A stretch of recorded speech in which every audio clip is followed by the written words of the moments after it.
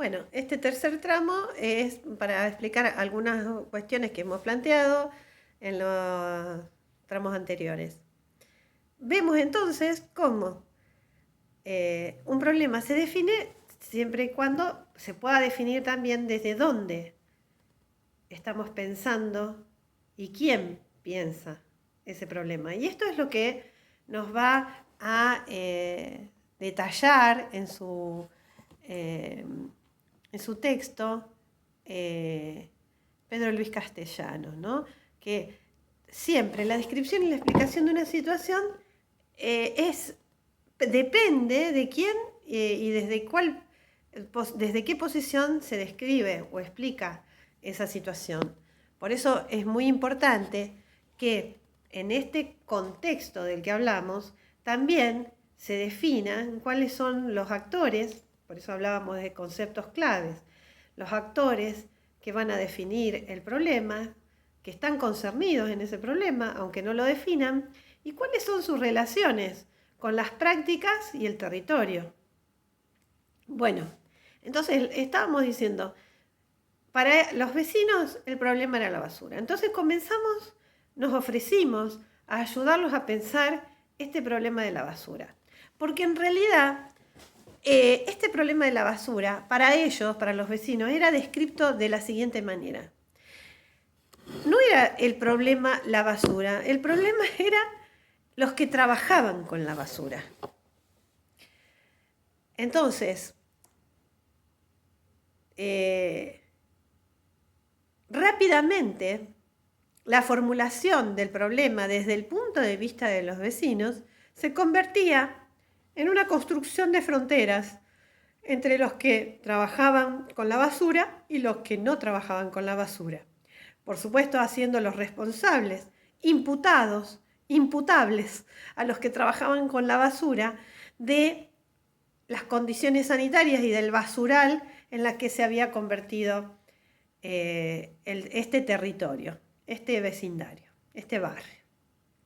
Al punto de que en ese momento con mi compañera construimos un escrito, escribimos esta experiencia y le pusimos la calle de las bolsitas. Porque cuando uno paseaba por ese barrio, veía volar bolsitas de polietileno por todos lados, ¿no? Enganchadas en los alambrados, y realmente las condiciones eran condiciones muy difíciles, al punto de que para nosotros hacer las reuniones tuvimos que despejar una parte del territorio en relación a este problema de la basura. La forma de abordaje fue ofertar conversaciones en las que aparece esta frontera, acusaciones entre vecinos, porque aquel trabaja con la basura, si trabajan con la basura, que se vayan a otro lado. Y la repetición del ritual de convocar a reuniones, que bueno, tiene muchísimos detalles que no les voy a contar en este momento, que a lo mejor podemos profundizar en otro momento, hace que se desplieguen relaciones, otros problemas, de prácticas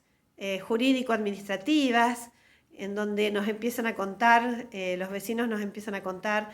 que, por ejemplo, a raíz de estos indicadores de desnutrición, se habían tomado medidas excepcionales y había niños que vivían en instituciones, mujeres, hombres que contaban cómo habían perdido la posibilidad de lazo con esos niños, que ya no los veían tan seguido, que no podían ir a visitarlos porque no tenían medios para ir hasta el lugar donde se los había llevado esa decisión jurídico-administrativa. Muchos problemas en torno a este gran problema que es el que ellos enuncian como más acuciante, por lo menos, como prioritario para esta condición. O sea que un problema enunciado desde una perspectiva muy singularísimo puede también descubrirnos otras redes de problemas que son de alguna manera abordables en la medida en que se generan condiciones de posibilidad para que esto se despliegue. Otra cuestión que también resultó muy, para nosotros, una perspectiva muy, que mejoró mucho las condiciones de posibilidad de referencia del centro de salud a esta población, fue que en las reuniones participaban los agentes sanitarios, que también vivían en el barrio, pero que se consideraban, por pertenecer al barrio desde hacía más tiempo y por tener un trabajo estable en el proceso de salud, de atención en salud, se consideraban muy diferentes a estos recién llegados. Y entonces desconocían un poco la historia de la que venían estas personas que se habían sumado hacía poco al territorio. Y en esas reuniones lo que se despliegan son esas historias. Historias de personas que vivían en condiciones, que tenían un trabajo,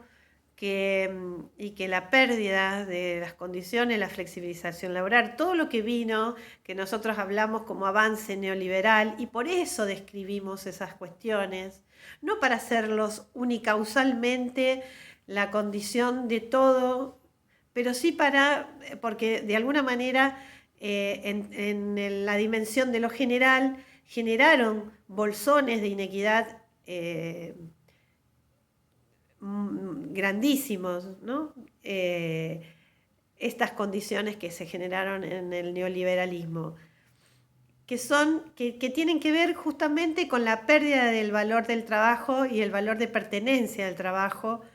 y una transformación que hace esta fase terminal del capitalismo en relación a las organizaciones y las condiciones de filiación que provee el trabajo, ¿no? Como atacando directamente la condición de pertenencia de los trabajadores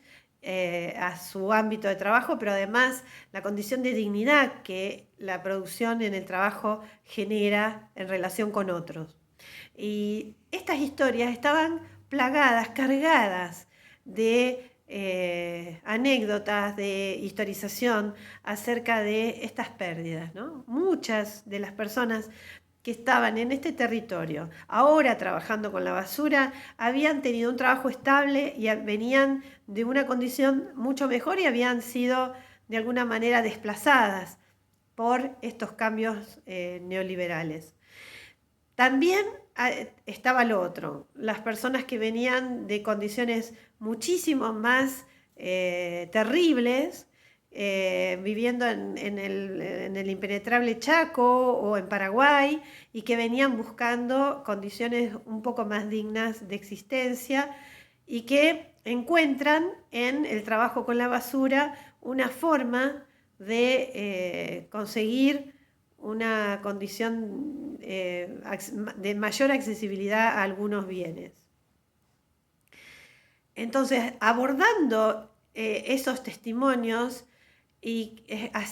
generando condiciones de escucha de unos con otros, se produce una disposición en términos colectivos que permite organizarse para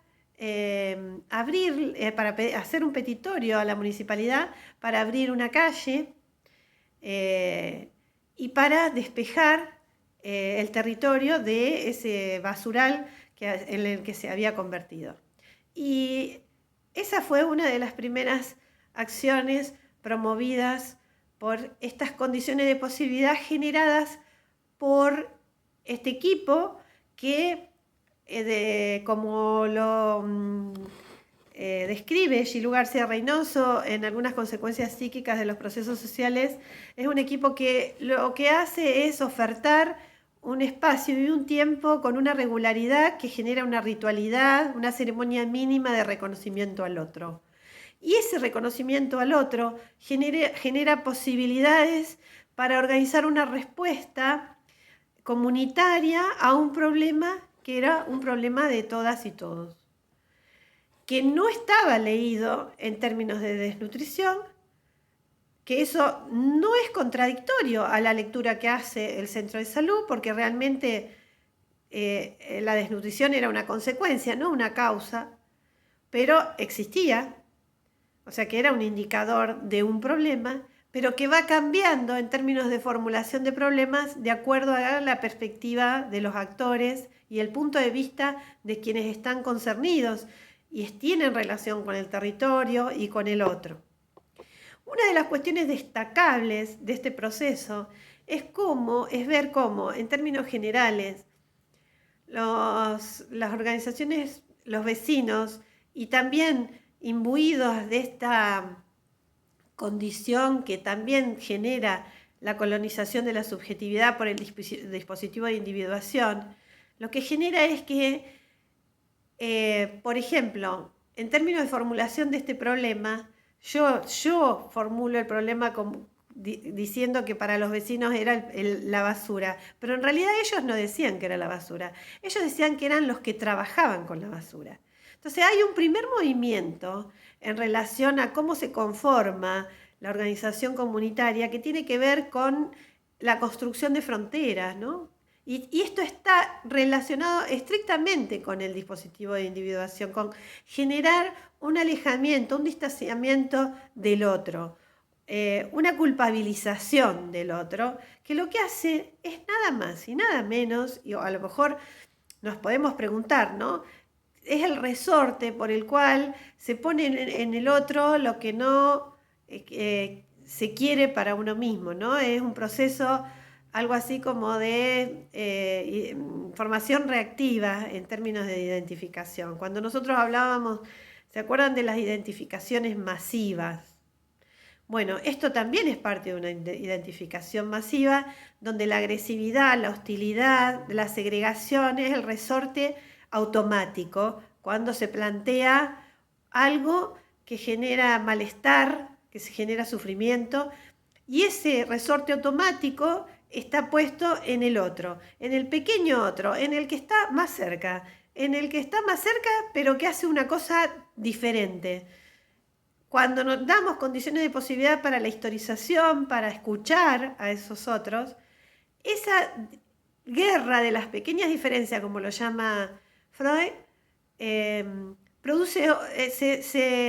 va diluyendo en procesos de reconocimiento de ese otro y de la historia de ese otro, que generan otras condiciones de posibilidad al lazo social.